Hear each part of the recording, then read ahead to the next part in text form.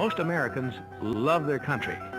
The rights we have under our Constitution were paid for in blood by our founding fathers and with the lives of untold American servicemen and women. The ultimate sacrifice these patriotic Americans have made allows us a freedom that's unmatched in any other country in the world. But what if an unexpected enemy threatened to remove all liberty protected by our Constitution and to substitute in its place a complete police state dictatorship that knows no law, limited only by its own whim?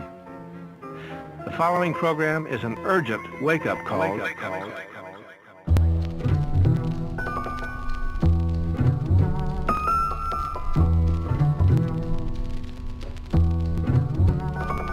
By the time the flags rotted off of their antennas, they were questioning who the real threat is. Big brotherly love is the 21st century's plague. No matter how bloody the glove, question evidence displayed. Don't forget what 2 + 2 equals. Don't let them upgrade your math. No matter what they have as proof of evil. Remember when they went after the Jewish people? You don't recognize the same black mask as see-through. Attack of the Eagles. If they don't fall dead before they reach me, I'll be damned if I don't shoot one in his bald head. Fuck what we're force fed. All I ever wanted was a warm bed and house that wasn't haunted. I'd rather die for a cause than to die just because we exhausted natural resources, forced into war, restoring wasteful ways, keeping other countries poor. Monkey see, monkey do. I wonder what that fucking monkey saw. Keep rethinking, still frames in your mind. I guarantee they will change with time. Your outline is pixelated, poor resolution, while downtime is simply wasted. You were born execution style. Head first in a trial. I'll second the motion till the jury's bored to death and puts your neck in an ocean. Situation volatile. The naked problem is trying to find the right clown costume to make his father smile. So he bombs while he tries to tell jokes. Ain't a false alarm, can't you smell the smoke? You're in the line of fire where they buy and sell votes. Her sense of liberty doesn't ring true, stupid. That's why the bell broke. Coming up, could you go to jail for reading a sex book or checking out a racing magazine? If you look at pictures of girls in bikinis, could you get arrested?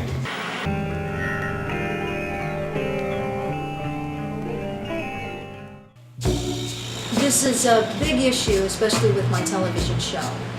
One of the reasons why I started my television show is because of the negative portrayal, and especially mainstream media on Hispanics. And yes, we are portrayed as stereotypically as the laborers and poverty and all that, but yet so many of us have succeeded. And it's not even a generational issue. I mean, there are immigrants who succeed a lot, and they own businesses and make a lot of money. They're very successful in what they're doing. And then there's also the 5th and 6th generation that is also doing well. So I thought things need to be changed. And because more youth and more Hispanics watch mainstream television, nobody was truly getting an accurate picture, and especially the poverty issue. Yes, that does exist, but it's only a part of our full picture of what is happening to us. Something we need to address because it affects the future generations. And we need to address poverty because we need to get kids to school, get them college educated. It is the future of our economy. From the prints that protect the flower, to the color that makes you need, to the images that make you laugh, are all meant to keep you on your knees. The system seems corrupted, but we'll follow them anyways, to the land of the free and the home of the brave, so that our children get taken away. Our baritones are ammo, and there's plenty of it to fight for your freedom while you still sit.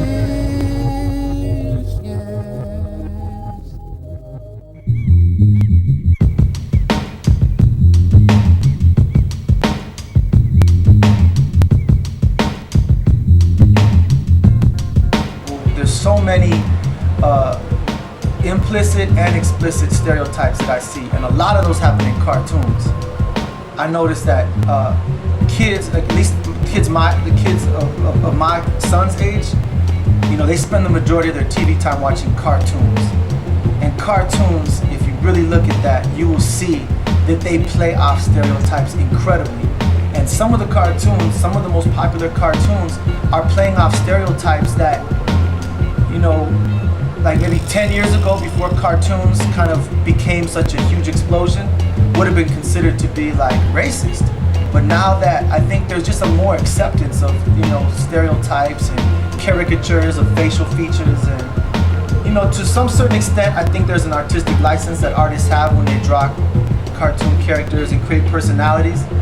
But I just think it's really over the top when I watch cartoons, just the way that minority people get characterized. Like they get characterized right to their stereotype practically every time.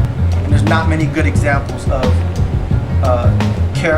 cartoon characters that go against the stereotype.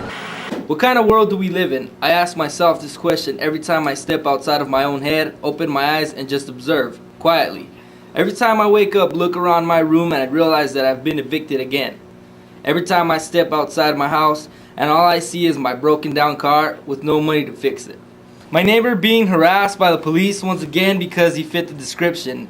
Every time I walk outside my yard into no sidewalk and cracked streets, upside down signs, and a lovely bus bench, which has been a broken man's home for the past 4 years, which comes with a complimentary grocery cart and always replaceable corporate advertisements. I ask myself every time I work for 14 hours a day in the blistering heat, building yet another resort that I won't afford on my slave wages. I ask myself every time I get home, turn on my television, all I see is pictures of them. Those who have it all and live in peace. Those who have endless beauty and extraordinary power.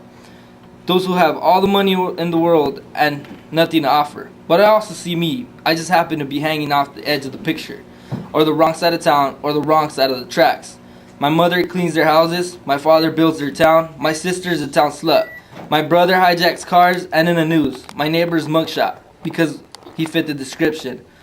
So I ask myself again, what kind of world do we live in? A world of red, white, and blue, hot dogs and fireworks, huge SUVs and gun clubs, racist clans and white television, and liberty and justice for all.